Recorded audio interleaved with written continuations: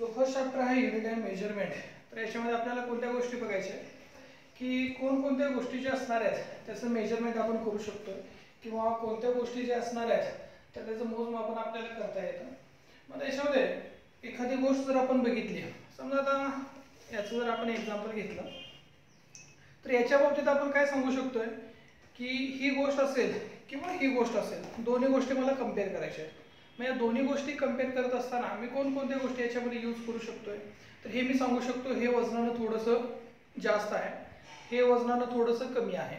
Okay, मग हे जे मी मेजरमेंट करत आहे, मग हे मेजरमेंट करत असताना मला काय करावं लागतं की एकच गोष्ट अशी मला फिक्स करावी लागते की मी भरपूर गोष्टींसाठी ती अप्लाय करू शकतो. मग आता याच्यामध्ये समजा एखादा आपण टेबल घेतला तर एक छोटा टेबल आहे, इतका एक टेबल जो आहे तो इतका मोठा टेबल आहे. मग आता हा छोटा टेबल आणि हा मोठा टेबल हे कशावरून ठरवलं जातं, तर आता याच्या मेजरमेंटसाठी आपण एखादी गोष्ट जी आहे तर ती असाइन करणार आहे की ज्याच्यामध्ये आपण काय करू शकतो की भरपूर गोष्टी ज्या असणार आहेत त्याचं मोजमापन आपण करू शकतोय, मेजरमेंट करू शकतो. मला जनरली ज्या गोष्टीचं आपण मेजरमेंट करू शकतोय, ज्या गोष्टी मेजर करता येतात तर त्या गोष्टींना म्हटलं जातं physical quantity. Okay,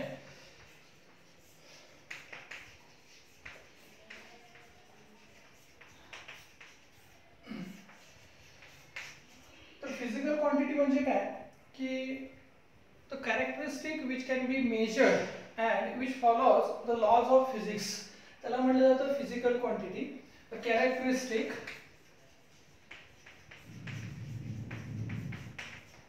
which can be measured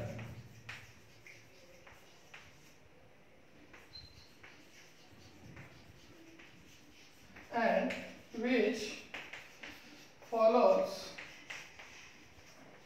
laws of physics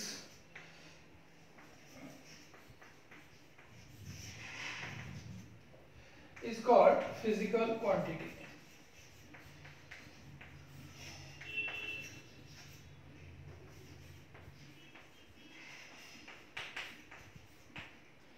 physical quantity म्हणजे अशा क्वांटिटी की ज्याचं फक्त मेजरमेंट आपण करू शकतोय, ज्या क्वांटिटीज जे फिजिक्सचे लॉज आहेत त्या फॉलो करतात त्यांना फिजिकल क्वांटिटी म्हटलं जातं. आता या फिजिकल क्वांटिटीमध्ये आपण अशा क्वांटिटी बघणार आहोत की ज्या युनिव्हर्स मधल्या प्रत्येक गोष्ट जी आहे तर ती मेजर करता येईल, ज्या गोष्टी फिजिक्सचे जे काही लॉज आहेत ते लॉज फॉलो करतात त्या गोष्टी आपण मेजर करू शकतोय. आता याच्यामध्ये काही गोष्टी अशा असतात की त्या मेजर करणं पॉसिबल नसतं. म्हणजे आता एक्झाम्पल बघितलं तर आपण हॅपीनेस, आपण असं म्हणू शकतो की एखादा जो आहे तो थोडासा हॅपी आहे, एखादा जो आहे तो त्याच्यापेक्षा जास्त हॅपी आहे. मग हॅपीनेस जी आहे तर ही गोष्ट आपण मेजर नाही करू शकत, किंवा आपण असं म्हणू शकतो की एखादा थोडासा कंटाळलेला आहे, एखादा जास्त कंटाळलेला आहे. हे जे बोरिंग आहे किंवा ज्या सेन्सिटिव्हनेस गोष्टी राहतात त्या आपण मेजर नाही करू शकत. मेजर फक्त त्याच गोष्टी करू शकतो की ज्याची मेजरमेंट करता येते, जे काही फिजिक्सचे लॉज आहेत ते लॉज फॉलो करतात त्याच गोष्टीची मेजरमेंट आपल्याला करता येते.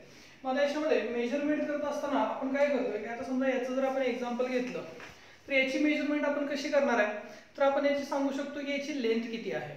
ओके, मग लेंथ ही काय झालेली आहे, एक फिजिकल क्वांटिटी झालेली आहे. मग आता आपण याच्यावरून कंपॅरिझन काय करतो की याची आणि याची लेंथ मी जर कंपेअर केली तर दोघांच्या लेंथ मधला मी डिफरन्स सांगू शकतो किती आहे. याची लेंथ समजा काहीतरी 1 युनिट आहे, याची लेंथ समजा काहीतरी एक 2 युनिट आहे. मग हे जे लेंथ कंपॅरिझन होतं एक सेम फिजिकल क्वांटिटीचं कंपॅरिझन करण्यासाठी जी आपण क्वांटिटी यूज करतो. ओके, तर त्या क्वांटिटी ज्या असणार आहे त्या क्वांटिटी मेजर करणं पॉसिबल जातं. जर आपल्याला सेम गोष्ट जर वेगवेगळ्या क्वांटिटी थ्रू मेजर करायची असेल तर ते पॉसिबल नाही आहे. मग आता आपण काय करणार आहे, आता समजा वेटच्या बाबतीत जर झालं तर मी काय सांगू शकतो की याचं वेट जे आहे ते मॅक्सिमम आहे, त्याच्या कंपॅरिझन मध्ये याचं वेट जे आहे ते मिनिमम आहे. ओके, मग हे जे मिनिमम मॅक्सिमम आपण जे काही वेट कंपेअर करत आहे तर हे फिजिक्सचा जो लॉ आहे त्या लॉला कन्सिडर करूनच आपण वेटचं कंपॅरिझन करत आहे. आता क्वांटिटी जी असणार आहे फिजिकल क्वांटिटी, मग या फिजिकल क्वांटिटी जी असणार आहेत तर या फिजिकल क्वांटिटी एक्सप्रेस करण्यासाठी आपण एक स्टँडर्ड मेथड यूज करतोय आणि त्या स्टँडर्ड मेथडला म्हटलं जातं युनिट. ओके, त्याच्यामध्ये युनिट ही एक कन्सेप्ट आहे कोणतीही फिजिकल क्वांटिटी एक्सप्रेस करण्यासाठी जे एक स्टँडर्ड मेजरमेंट यूज केली जाते त्याला म्हटलं जातं युनिट. मग आता युनिट जे असणार आहे तर युनिट काय आपल्याला एक्सप्रेस करतं की जी फिजिकल क्वांटिटीचं आपण मेजरमेंट करत आहे ते मेजरमेंट करण्यासाठी आपण कोणतं टूल यूज केलेलं आहे. आता मी याच्यामध्ये सांगितलेलं होतं की हे जे काही पेज आहे या पेजची लेंथ समजा काहीतरी एक 2 युनिट आहे.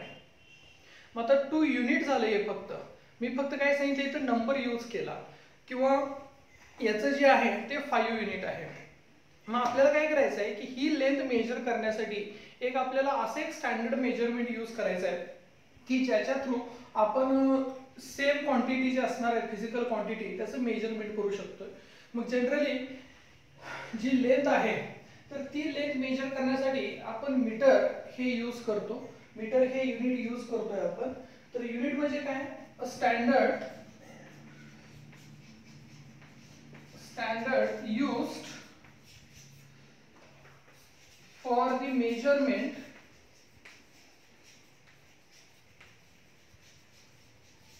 of a physical quantity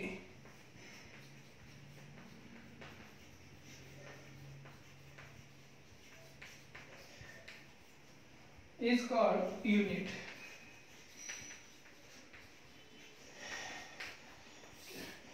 एखादी फिजिकल क्वांटिटी मेजर करण्यासाठी जे आपण स्टँडर्ड्स वापरतो त्याला म्हटलं जातं युनिट. मग आता लेंथच्या बाबतीत जर बघितलं तर लेंथच्या बाबतीत आपण काय केलेलं आहे मीटर हे युनिट यूज केलेलं आहे. तर मीटर युनिट यूज करून तुम्ही कोणत्याही ऑब्जेक्टची जी लेंथ आहे तर ती लेंथ मेजर करू शकताय. इथं फिजिकल क्वांटिटी सेम राहील, लेंथ ही फिजिकल क्वांटिटी राहील आणि त्याचं मेजरमेंट जे असणार आहे ते आपण मीटरमध्ये करतोय. मग वेगवेगळ्या ऑब्जेक्टची लेंथ मेजर करण्यासाठी आपण मीटर हे युनिट यूज करू शकतो. त्याचबरोबर एखादा ऑब्जेक्ट आहे त्या ऑब्जेक्टचं मास किती आहे हे कम्पेअर करण्यासाठी आपण जे युनिट यूज करतो त्याला म्हटलं जातं किलोग्रॅम. आता याच्यामध्ये ज्या फिजिकल क्वांटिटीज आहेत तर या फिजिकल क्वांटिटीज बेसिकली 2 टाईपमध्ये डिवाइड केलेल्या आहेत. एक पहिला टाईप जो आहे ते आहे फंडामेंटल क्वांटिटीज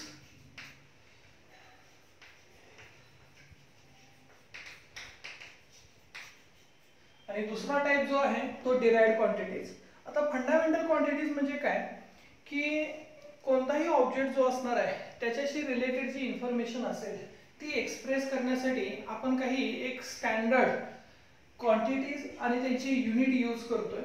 मग आता युनिवर्समध्ये काय झालेलं आहे की जवळजवळ 7 या फंडामेंटल क्वांटिटीज यूज केलेल्या आहेत. ज्या क्वांटिटीचा यूज करून आपण दुसऱ्या क्वांटिटी मेजर करू शकतोय किंवा दुसऱ्या क्वांटिटीमध्ये आपण त्याचं कन्व्हर्जन करू शकतोय. ओके, अशा क्वांटिटीजना फंडामेंटल क्वांटिटीज म्हटलं जातं. तर फंडामेंटल क्वांटिटीज म्हणजे काय quantities which do not depend on any other physical quantities त्यांना फंडामेंटल क्वांटिटी म्हटलं जातं. Quantities which do not depend on other physical quantities.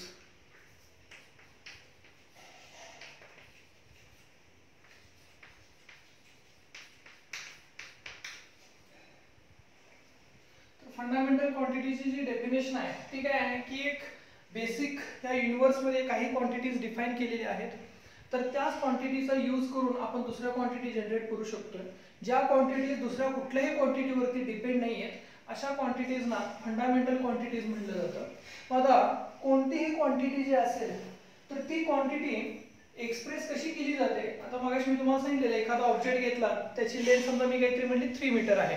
Okay, आता समजा आता हा ऑब्जेक्ट असेल तर याची लेंथ मी किती सांगितलेली होती की 3 मीटर काहीतरी लेंथ आहे. दुसरा एखादा ऑब्जेक्ट मी घेतला समजा हा ऑब्जेक्ट घेतलेला आहे याची लेंथ मी सांगितली L इज इक्वल टू काहीतरी 4 मीटर आहे. ओके, मग आता याच्यामध्ये लेंथ ही काय असेल फिजिकल क्वांटिटी झाली. त्याच्यानंतर 3 असेल किंवा 4 असेल तर हे झाले नंबर्स आणि हे मीटर जे मी युनिट यूज केलेलं आहे तर ते हे युनिट असेल मीटर. मग याच्यामध्ये फिजिकल क्वांटिटी जी असणार आहे ती आपण Q ने रिप्रेझेंट करू शकतो. त्याच्यानंतर क्वांटिटी एक्सप्रेस करत असताना काय काय आलेलं आहे याच्यामध्ये नंबर्स पण आलेले आहेत आणि युनिट पण आलेलं आहे. त्यामुळे फिजिकल क्वांटिटी जी असणार आहे ती नंबर आणि युनिट अशा पद्धतीने एक्सप्रेस केली जाते. कोणतीही फिजिकल क्वांटिटी जी असेल ती एक्सप्रेस करत असताना आपल्याला नंबर एक लागतो, त्याचबरोबर त्या फिजिकल क्वांटिटीचं युनिट लागतं. आता या केसेसमध्ये आपण काय बघितलं की फिजिकल क्वांटिटी ही लेंथ होती, ती एक्सप्रेस केली आपण नंबर आणि युनिटमध्ये. ओके, त्यामुळे कोणतीही फिजिकल क्वांटिटी जी असणार आहे ती नंबर आणि युनिटमध्ये एक्सप्रेस केली जाते. मग आता ह्या फॉर्म्युला असेल फिजिकल क्वांटिटीचा, फॉर्म्युला ऑफ फिजिकल क्वांटिटी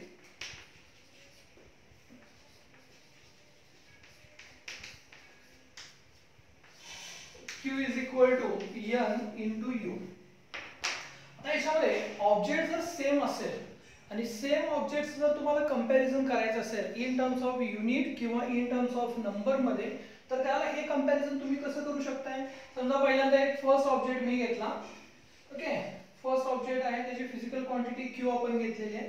तर Q इज इक्वल टू मी असं कंपेअर करू शकतो N1 इंटू U1. ही झाली फर्स्ट केस. ओके, म्हणजे आता समजा हाच असेल ऑब्जेक्ट, तर याची जी लेंथ आहे ती नंबर आणि युनिट मध्ये मी एक्सप्रेस केलेली आहे. ओके, त्याच्यानंतर सेम दुसरी एक क्वांटिटी मी घेतलेली आहे, सेमच क्वांटिटी आहे लेंथ. आता याचं कंपॅरिझन मला करायचं आहे, मग मी काय केलेलं आहे फिजिकल क्वांटिटी सेम घेतलेली आहे. ओके, फक्त त्याचं काय होणार आहे की नंबर बदलणार आहे. ओके, त्याच्यानंतर युनिट तेच राहील. ओके, मग आता याचं कंपॅरिझन करत असताना तुम्ही कसं करू शकताय, तर हे इक्वेशन 1 आणि इक्वेशन 2 याच्यामध्ये तुम्ही त्याचं कंपॅरिझन करू शकता. दोन्ही फिजिकल क्वांटिटी सेम आहे, त्याच्यानुसार तुम्ही याची इक्वॅलिटी घेऊ शकता. ओके, मग कंपॅरिझन करण्यासाठी आपण काय करतो की नंबर याच्यामध्ये आपण चेंजेस करतो, सेम फिजिकल क्वांटिटी असेल तर. ठीक आहे, मग कोणत्या त्या फंडामेंटल क्वांटिटीज आहेत, ज्या बेसिक फंडामेंटल क्वांटिटीज आहेत ज्याचा यूज करून आपण दुसऱ्या क्वांटिटीज जनरेट करू शकतो, तर त्या फंडामेंटल क्वांटिटीज कोणत्या आहेत बघा. तर याच्यामध्ये क्वांटिटी जी असणार आहेत, ओके, त्यांचं युनिट असेल. आता पहिली जी फंडामेंटल क्वांटिटी आहे ती आहे लेंथ. आता लेंथ जी आहे ही मेजर केली जाते मीटर मध्ये आणि याचा सिम्बॉल जो आहे तो आहे m. ओके, तर कोणत्याही ऑब्जेक्टची लेंथ मेजरमेंट करत असताना मीटर हे युनिट यूज केलं जातं आणि त्याचा सिम्बॉल आहे m. त्याच्यानंतर सेकंड फिजिकल क्वांटिटी जी आहे ती आहे मास. तर मास जे असणार आहे तर ते आपण किलोग्रॅम मध्ये यूज करतो त्याचं युनिट, आणि त्याचा सिम्बॉल जो आहे तो केजी आहे. तर लेंथ आणि मास ह्या दोन फंडामेंटल क्वांटिटीज झाल्या. त्याच्यानंतर नेक्स्ट फंडामेंटल क्वांटिटी जी आहे तर ती आहे टाइम. तर टाइम जे असणार आहे तर त्याची मेजरमेंट जी आहे ती सेकंद मध्ये होते आणि याचा सिम्बॉल जो आहे तो एस आहे. त्यानंतर नेक्स्ट क्वांटिटी आहे इलेक्ट्रिक करंट.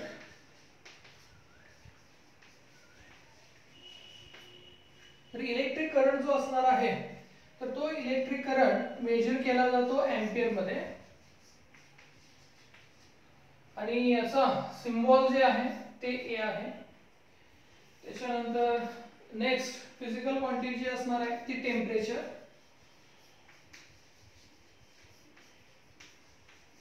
तर टेम्परेचर जे आहे तर हे मेजर केलं जातं केल्विन मध्ये, याचा सिम्बॉल असेल के. त्याच्यानंतर अमाउंट ऑफ सबस्टन्स.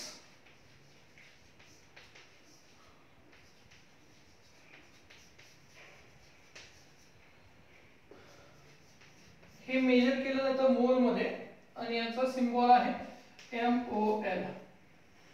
त्याच्यानंतर next luminous intensity. Luminous intensity म्हणजे काय, ही मेजर केली जाते कॅन्डेला आणि याचं युनिट आहे CD. आता ल्युमिनस इंटेन्सिटी जी आहे ती कशी मेजर केली जाते व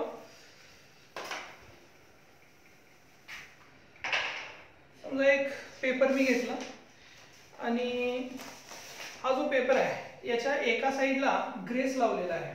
ओके, फक्त काय केलं याच्यामध्ये की पहिल्यांदा एक बल्ब आहे, त्या बल्ब पासून हा जो पेपर आहे एक सर्टन डिस्टन्स वरती आहे.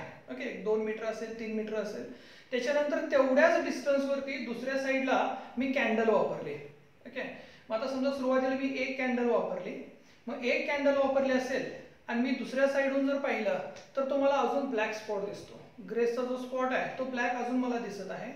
त्या बल्बची लाईट देखील त्याच्यावरती इन्सिडेंट होत आहे, परत त्या कॅन्डलची लाईट देखील त्याच्यावरती इन्सिडेंट होत आहे.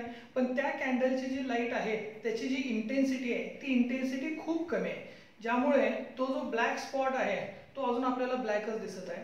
नंतर मी काय केलं, एक कॅन्डलच्या ऐवजी 2 कॅन्डल वापरल्या. 2 कॅन्डलमध्ये देखील मला तो जो स्पॉट आहे तो अजून थोडासा डार्कच दिसत आहे. नंतर मी काय केलं, 2च्या ऐवजी तिथं समजा 10 कॅन्डल्स वापरल्या. त्या 10 कॅन्डल्स वापरल्यानंतर मला तो जो स्पॉट आहे दोन्ही साईडनं पाहिल्यानंतर देखील तो स्पॉट मला आता ब्राईट दिसतोय. तो स्पॉट अजिबात डार्क दिसत नाहीये. ओके, मग याचा अर्थ काय झाला की त्या बल्बची इंटेन्सिटी किती आहे, इथे किती कॅन्डल्स आपण वापरलेल्या, 10 कॅन्डल्स. मग त्या बल्बची इंटेन्सिटी किती झाली, 10 कॅन्डल्स. ओके, त्यामुळे इंटेन्सिटी मेजर करण्यासाठी आपण कॅन्डल हे युनिट वापरतो. ओके, सिम्बॉल जो आहे तर तो CD असेल. याच्यानंतर अजून 2 युनिट हे यूज केले गेले. ज्यावेळेला इंटरनॅशनल कॉन्फरन्स झालेली सुरुवातीला, त्यावेळेला हे फक्त 7 फंडामेंटल क्वांटिटीज होत्या. पण त्याच्यानंतर अजून त्यांना 2 क्वांटिटीज यूज करणं गरजेचं वाटलं. त्यामुळे त्यांनी परत अजून 2 क्वांटिटीज याच्यामध्ये इंट्रोड्यूस केलेल्या होत्या. त्या क्वांटिटीजला त्यांनी सप्लिमेंटरी म्हटलेलं आहे. Supplementary quantities. त्याच्यामध्ये पहिलं जे आहे ते आहे प्लेन अँगल. तर प्लेन अँगल जो असणार आहे, प्लेन अँगल म्हणजे काय की एक समजा एक हॉरिझॉन्टल लाईन मी अशी कन्सिडर केलेली आहे. ओके, सुरुवातीला हे दोन्ही हात मी असे जर पकडले तर हे प्लेन झालेलं आहे. फक्त काय केलं, याच्यामध्ये एक जो आहे तो थोडासा अपवर्ड डायरेक्शनने मी झुकवत गेलेला आहे. ओके, मग हे अपवर्ड डायरेक्शनने मी असं झुकवत गेलेलो आहे.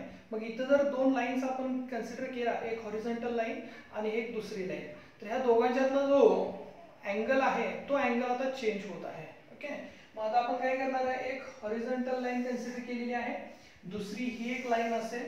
मग ह्या 2 लाईन ज्या असणार आहेत तर यांच्यामध्ये जो अँगल जनरेट होईल याला म्हटलं जातं प्लेन अँगल. तर प्लेन अँगल मध्ये काय करतो आपण की या ज्या 2 लाईन्स आहेत, ह्या 2 लाईनचा जो आर्क आहे हा आर्क S आणि याची रेडियस R काहीतरी घेतलेली आहे, कारण हा सेंटर आहे. तर या सेंटर पासून आर्क पर्यंतचे जे डिस्टन्स आहे हे डिस्टन्स असणार आहे R. मग हा जो अँगल आहे प्लेन अँगल, तर हा प्लेन अँगल आपण जो मेजर करतोय तो मेजर करतो आपण रेडियन मध्ये. आणि हा प्लेन अँगल आपण कसा कॅल्क्युलेट करतोय, तर theta is equal to angle is equal to arc upon radius. तर प्लेन अँगल मध्ये आपण अँगलची मेजरमेंट करत असताना आर्क अपॉन डिस्टन्स घेतो. ओके, म्हणजेच रेडियस असेल. हे प्लेन अँगल साठी वापरलं जातं. आणि याच्यात दुसरा जो टाइप आहे तो आहे सॉलिड अँगल. आता हा जो सॉलिड अँगल तयार होतो, तर हा सॉलिड अँगल कसा तयार होतो, तर एक कोन जर आपण कन्सिडर केला, समजा आता हा असा कोन आहे. ओके, हा कोन आहे, आईस्क्रीमचा कोन वगैरे आपल्याला माहित आहे कसा असतो तो. आणि तो जो कोन आहे तो पूर्णपणे सॉलिड आहे, म्हणजे आतमधला जो पार्ट आहे तो एम्प्टी नाहीये, पूर्ण भरलेला पार्ट आहे. मग त्यावेळेला मी काय केलं की त्या कोन मधला एक छोटासा पार्ट मी असा कन्सिडर केला. ओके, मग त्या कोन मधला जो एक छोटासा पार्ट राहतो, तर तो जो पार्ट आहे तो असतो स्पेअर. ओके, आणि या स्पेअरचा जो एरिया असणार आहे तो एरिया किती असणार आहे, 4πr². मग समजा इथून ते इथपर्यंत मी डिस्टन्स घेतलं, हे r काहीतरी. ओके, मग आता इथं जो सॉलिड अँगल तयार झालेला आहे तो ह्या सिम्बॉलनं दाखवला जातो, ओमेगा सिम्बॉलनं. तर तो solid angle omega is equal to किती असतो की जो आपण त्या कोन मधला एक छोटासा पार्ट कन्सिडर केलेला आहे, स्पेरिकल पार्ट, तर area of surface upon square of radius, किंवा ठीक आहे स्क्वेअर ऑफ रेडियस, हा सॉलिड अँगलचा फॉर्म्युला आहे. तर एरिया ऑफ सरफेस जर बघितलं, हा स्फेरिकल पार्ट जर कन्सिडर केला तर या स्क्वेअरचा एरिया असणार आहे 4 पाय r square upon r square. मग सॉलिड अँगल जो असणार आहे तो किती होतो 4 पाय. सॉलिड अँगलची जी व्हॅल्यू आहे ती 4 पाय असते आणि सॉलिड अँगल जो असणार आहे तर तो मेजर केला जातो स्टेरॉइड मध्ये. तर सॉलिड अँगलची जी मेजरमेंट आहे तर ती स्टेरॉइड मध्ये राहते आणि हा मॅक्सिमम अँगल असतो. आतापर्यंत आपण सर्कलचा अँगल माहित आहे, सर्कल मॅक्सिमम किती अँगल सबटेंड करतं 2 पाय अँगल सबटेंड करतं. पण सॉलिड अँगल जो असणार आहे तर तो सॉलिड अँगल मॅक्सिमम 4 पाय इतका अँगल सबटेंड करतो. ठीक आहे. तर या 7 फंडामेंटल क्वांटिटीज प्लस एक 2 सप्लिमेंटरी युनिट्स याच्यामध्ये आहेत, क्वांटिटीज आहेत. तर 7 फंडामेंटल क्वांटिटीज ज्या होत्या त्याच्यामध्ये काय काय येतं, length, mass, time, electric current, temperature, amount of substance and luminous intensity. Length जी आहे ती मीटर मध्ये मेजर केली जाते, त्याचा सिम्बॉल एम आहे. ओके. आता याच्यामध्ये कोणत्याही फिजिकल क्वांटिटीचं युनिट लिहित असताना काय करायचं आहे की ज्यावेळेला तुम्हाला प्लुरल मध्ये म्हणजे पूर्ण त्याचं युनिट लिहायचं असेल तर स्टार्ट करत असताना स्मॉल लेटर मध्ये स्टार्ट करायचं आहे. त्यानंतर त्यांचे सिम्बॉल लिहित असताना काय करायचं आहे की जर एखाद्या सायंटिस्टचं नेम असेल, आता याच्यामध्ये समजा न्यूटन आहे, फोर्स. आता फोर्स मेजर करत असताना आपण कशामध्ये मेजर करतो, न्यूटन मध्ये मेजर करतो. मग ज्या वेळेला त्याचं सिम्बॉल आपण लिहिणार आहे त्याला ते कॅपिटल एन मध्ये लिहायचं आहे. मग फक्त सायंटिस्टची जर नावं असतील तर त्यावेळेला त्याचं सिम्बॉल लिहित असताना कॅपिटल लेटर्स यूज करायचा. त्यानंतर पूर्ण जर त्या क्वांटिटीचं युनिटचं नाव लिहायचं असेल तर त्याला स्मॉल लेटरनं लिहायचं. हे काही रूल्स आहेत युनिट लिहायचे. ठीक आहे. त्याच्यानंतर आपण सप्लिमेंटरी क्वांटिटीज बघितलेल्या, त्याच्यामध्ये एक प्लेन अँगल आणि सॉलिड अँगल असे दोन येतात. प्लेन अँगल जो आहे तो रेडियन मध्ये मेजर केला जातो. आतापर्यंत आपण डिग्री हे यूज केलेलं आहे अँगल मेजरमेंटसाठी. मग त्या डिग्रीचं रेडियन मध्ये कसं कन्वर्जन होतं ते आपण बघूया परत. तर प्लेन अँगल रेडियन मध्ये मेजर करायचा आणि तो कसा कॅल्क्युलेट केला जातो, आर्क अपॉन रेडियसनं. त्यानंतर सॉलिड अँगल. सॉलिड अँगल म्हणजे काय असणार आहे की कोन असेल, सॉलिड कोन, आणि त्या सॉलिड कोन मध्ये एक आपण सरफेस कन्सिडर केला तर त्या सॉलिड कोन मधला जो सरफेस असतो तो स्फेरिकल असतो. मग सॉलिड अँगल कॅल्क्युलेट कसा करायचा आहे की एखाद्या कोन मध्ये जो सरफेस त्या कोननं अक्वायर केला असेल तर ते एरिया असेल त्या सरफेसचा अपॉन रेडियसचा स्क्वेअर.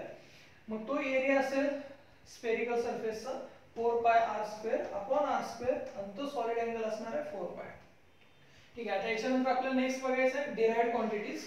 ह्या झाल्या फंडामेंटल क्वांटिटीज. फंडामेंटल क्वांटिटीज म्हणजे कोणत्या quantities, quantities which do not depend on any other physical quantities.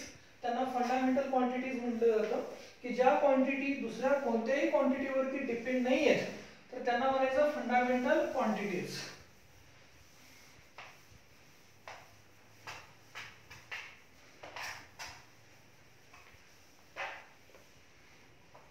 Next आपल्याला बघायचं आहे derived quantities.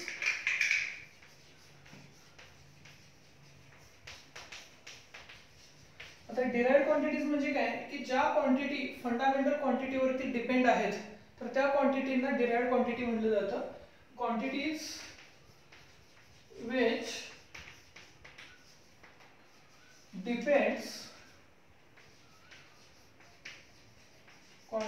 which depends on fundamental quantities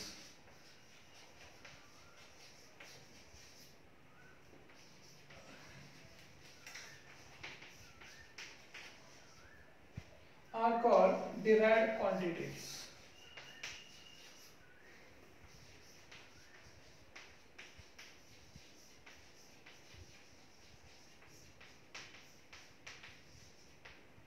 तर ज्या क्वांटिटीज फंडामेंटल क्वांटिटीवरती डिपेंड आहेत त्यांना आपण डिराइव्हड क्वांटिटीज म्हणतो. आता याच्यामध्ये डिराइव्हड क्वांटिटी कोणकोणत्या असू शकतात. ओके.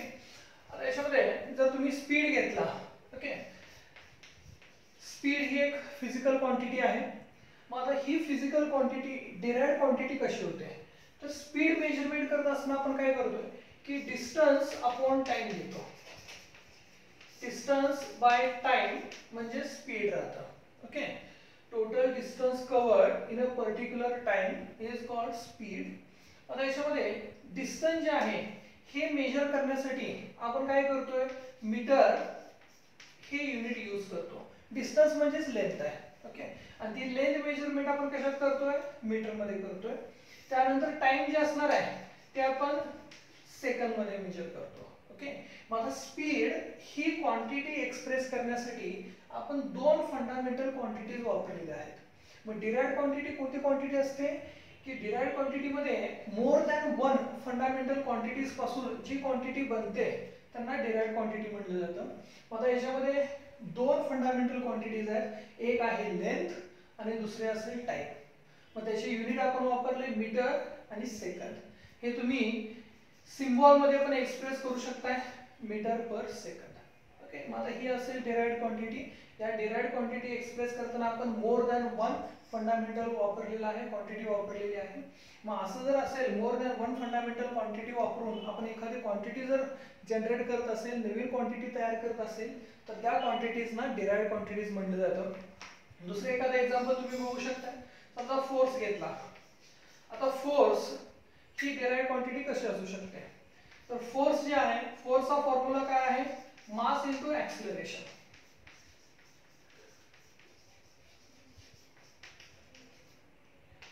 तर मास जे असणार आहे हे मास आपण m मध्ये लिहू शकतो किंवा तुम्ही केजी मध्ये वापरलं तरी पण चालेल. ठीक आहे, मास एक्सप्रेस करण्यासाठी आपण किलोग्रॅम यूज करतोय, केजी इनटू ऍक्सिलरेशन. आता ऍक्सिलरेशन म्हणजे काय असतं, ऍक्सिलरेशन म्हणजे velocity by time. Velocity upon time म्हणजे ऍक्सिलरेशन.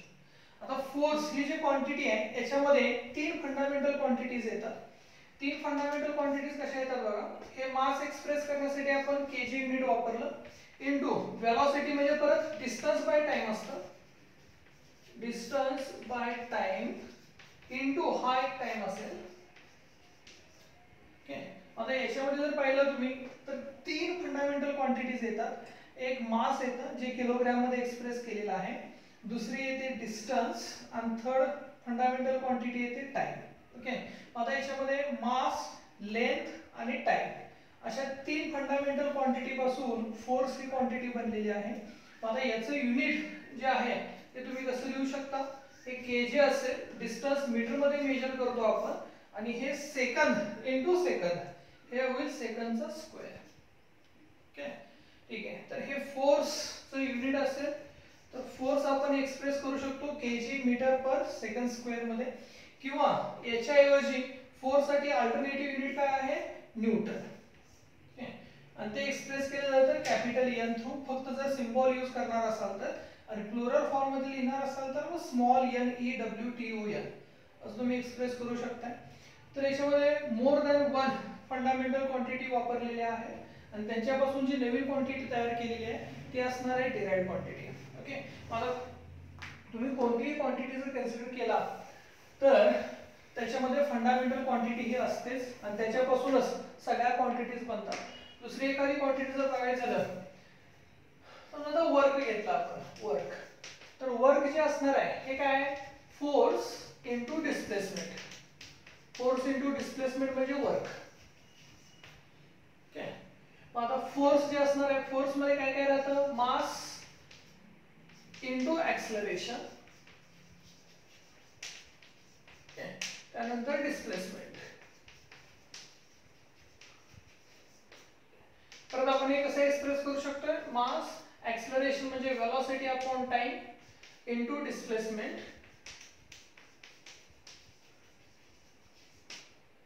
तर मास जे असणार आहे ते केजी मध्ये आपण एक्सप्रेस करतो, वेलोसिटी जी असणार आहे ती डिस्प्लेसमेंट अपॉन टाइम, ती मीटर पर सेकंद इनटू हा सेकंद इनटू डिस्प्लेसमेंट मीटर मध्ये. ओके, आता याच्यामध्ये त्याचं जे युनिट आहे ते युनिट काय होणार आहे, केजी मीटर स्क्वेअर पर सेकंड स्क्वेअर. ओके, ठीक आहे. तर वर्क एक्सप्रेस करताना आपण काय केलेलं आहे, कोणकोणत्या फंडामेंटल क्वांटिटीज वापरल्या, मास ही एक फंडामेंटल क्वांटिटी वापरली, त्यानंतर डिस्प्लेसमेंट म्हणजेच लेंथ ही एक फंडामेंटल क्वांटिटी वापरलेली आहे, आणि टाइम. ओके, तर एवढ्या फंडामेंटल क्वांटिटी पासून वर्क ही क्वांटिटी तयार होते. तर अशा नंबर ऑफ डिराइव्हड क्वांटिटीज आहेत की त्याचं युनिट असेल किंवा त्याचा जो काही नंबर आहे तो एक्सप्रेस करण्यासाठी आपण फंडामेंटल क्वांटिटीचा यूज करतो.